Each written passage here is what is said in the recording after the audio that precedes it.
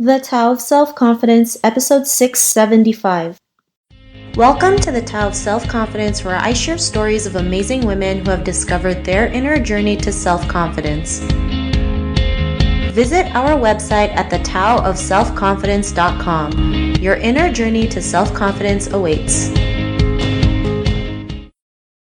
Well, hello friend. Welcome to the Tao of Self-Confidence, where I share stories of amazing women who have discovered their inner journey to self-confidence. I'm your host today, Sheena Yap Chan, and today I have an amazing lady on the show today. She is known as the Keto Ass Bee, and I'm really excited to have her on and share her story with us today on self-confidence. So without further ado, I'm going to introduce you to Desiree Frederickson. Desiree, how are you today? Maybe you can fill in a little bit more about yourself to the listeners. Sure. So my name is Desiree. I go by Keto SB on Instagram, but I'm 34. I currently live in Orange County, and I'm just trying to just maintain this keto lifestyle and try to show people that there are, different options for them out there to better their life. Awesome. Well, thanks for sharing that. And Desiree, what's your cultural background? I'm half Filipino, and also I'm Mexican and stuff and everything like that. I consider myself Filipino whenever I introduce myself, usually. Thanks for sharing that. And what would be your favorite self-confidence quote? My self-confidence quote. Oh gosh. It's not necessarily a quote. I guess maybe it is a quote. The way that I take things is that, not everybody is going to like you. So you just have to like yourself. And that's all that really matters in life. And I feel like the minute you start liking and loving yourself, that's when the real light and things shine through you, because nothing else matters. Thanks for sharing that great quote. And I totally agree. I mean, we can't please everybody. We can learn to love ourselves first, and the right people will come to us. So thanks for sharing that great quote. And in your own words, how do you define self-confidence? Well, for me, self-confidence really is just about, like I said, just, knowing who you are. I mean, I think ultimately as women in general, we grow up not really in knowing who we are. We grow up with society's, it's going to get really deep, but society's perception of what women should be. And so, as young girls and even teens and young adults, we kind of figure out what we're supposed to be. And I think the biggest self-confidence boost for me is just realizing I don't need to be anything in specific to anybody. As long as I am satisfied with myself, that's all that matters. So with whatever size I be, now granted, if you feel uncomfortable in your size, then that's for you to change, not necessarily because somebody else is telling you to be that way. So really self-confidence comes honestly from within, not the outside perspective, because you could be any size, you can look any way, and you could still have an insecurity. So it really has to really just have to be internal and just appreciate yourself and the things that you do for yourself. Thanks for sharing that great definition. And Desiree, what was your life like before your discovery of self-confidence? Well, I've had confidence issues per se. I have my moments where it's very positive and very negative, and it just depends on where I'm at in life. So, growing up as a teenager, I was pretty confident, even though I was very heavy set, but I didn't let that define me. I did have some insecurities, but I also didn't allow it to run my life. And so because of that, my adolescence, even though I was heavier set, I felt great. And then it wasn't until, I got older and I started realizing that if I were to be a certain size or whatever, I would get positive feedback. And, after a while, it's great. And then, but sometimes that can be really detrimental, because then you kind of crave that constant positive feedback. So to me, I go through my ups and downs with self-confidence, but I think right now where I'm at 34, I feel like I'm in this space where I don't want to have, and I don't care what other people are thinking. And that's the real confidence factor in everything. I think at this point, I'm just if wherever I'm at, I'm accepted and satisfied with myself and the people that love me. So.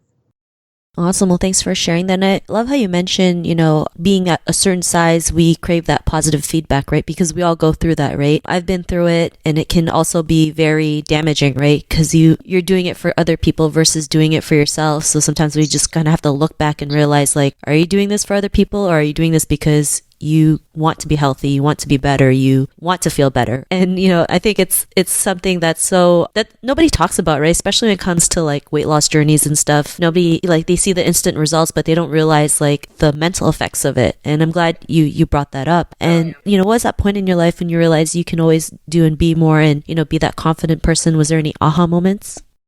Yeah, well, it was funny because, during my weight loss journey, like it was more or less like me losing this weight starting keto. It wasn't necessarily like, oh, I'm going to lose weight so I can fit in a bikini or whatever. It wasn't like I'm going to lose weight because I want to be skinny. It was more like I need to lose weight because my knees hurt. I need to lose weight because I can't keep up with my kids. I need to lose weight because I feel like even though I'm 34 years old, I feel like I'm 45, 50, almost 50 years old. So it was more like a sense of how I felt. Now, when I started losing the weight, of course, like you start to like, you lose like 10 pounds, 15 pounds. You're like, oh, I'm feeling good. Like I'm looking good. And so you get that inch of self-confidence. However, sometimes it can go too far. I feel like people, when they get that, because they get obsessive about it. And there was a moment where I was getting a little obsessive about, wanting to have the same results every week or, lose a pound a week or this or that. And then when things started slowing down, instead of being upset like I had started to get, I just realized like, look, like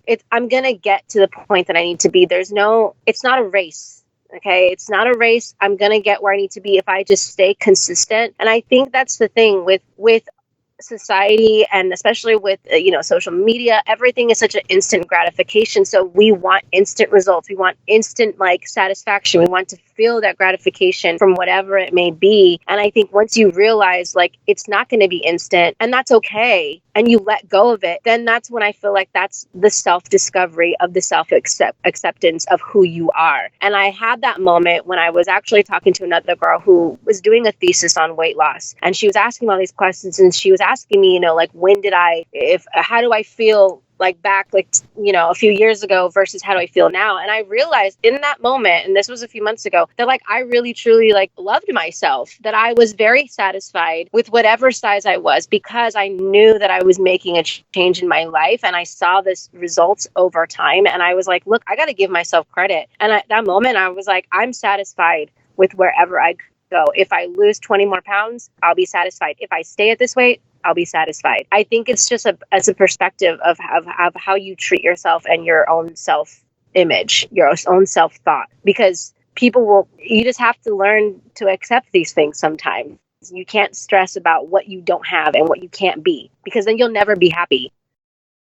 Thanks for sharing that. And I'm glad you mentioned that, because like people don't realize we have our own journeys and we're all made differently. Mm-hmm. So like our results will always be different. We can't compare our results to other people because, their bodies isn't the same as ours, right? And like you mentioned, like we are in a world of like instant gratification, right? We just feel like if we don't get that gratification, we've failed. But, nobody talks about delayed gratification, what you get for the consistency that you put through, right? I mean, like a great example is the Raptors, 24 years in the NBA, and they finally won a championship. Right. I mean, and it gives it to them. Like they waited, that it took them its time, but they saw it through the end no matter what. And I think that's like the whole point, is that like, give yourself some slack, cut yourself some slack. Don't, and unfortunately, like social media, everybody people post like transformation pictures, and while they are inspiring, they can slightly be detrimental. And the reason why is that people look at it and they go, I want what that person has. How do I do that? Okay, so I just got to do keto. How long do I have to do that? What the people seem to fail to realize is that it's a slow start. You might lose the first, 5-6 pounds in the first week. That's water weight. But in order to achieve 20 to 30 pounds, that might take you 3 months. It took me 3 months to lose 30 pounds. Now, that's a lot in 3 months, but some people think that can be done in a month, which is not doable. But that's because people see these results and they immediately jump to instant gratification. And what people need to understand is that these things take time, and you got to give yourself some slack. So whatever it is, if you lose a pound in a month, that's still a loss. If you lose 5 inches but not lose any weight in a month, that's still a loss. People need to start giving themselves some slack, stop comparing themselves to other people, and give themselves credit, and really just understand that it is their own personal journey and you can't rush a process. Yeah, I totally agree. So I really love, all the tips that you mentioned and, especially like just giving ourselves some slack. We're so hard on ourselves, especially as women, especially as Asian women. I don't know if it's how we're brought up, but, we just gotta just be a little bit kinder to ourselves. So thanks for sharing that. And Desiree, if our listeners wanted to get to know a little bit more about you and what you do or check out some of your keto stuff, is there any links or social media profiles we can connect with? Yeah, so I just only have Instagram and I don't have Facebook or a website right now, but just Instagram. So it's Keto Ass B. So it's, ass and then B is BIH. Awesome. Well, thanks for sharing that. And to our listeners, if you want to connect with Desiree, you can also head on over to thetowofselfconfidence.com and search for Desiree's name. Her show notes will pop up along with everything else that we talked about. And I really just want to thank Desiree today for taking the time to share her story and tips with us on self-confidence. So thank you so much, Desiree. Of course. Thank you. Not a problem. It was really great having you on the show. And to our listeners, be on the lookout for another new episode of another amazing woman's journey to self-confidence. And we'll talk to you soon. Bye for now. Thank you. Thank you for tuning in to another amazing episode of The Tao of Self-Confidence. Want to learn how you can use podcasting to market your business? Download your free report by visiting our website at thetowofselfconfidence.com. Your inner journey to self-confidence awaits.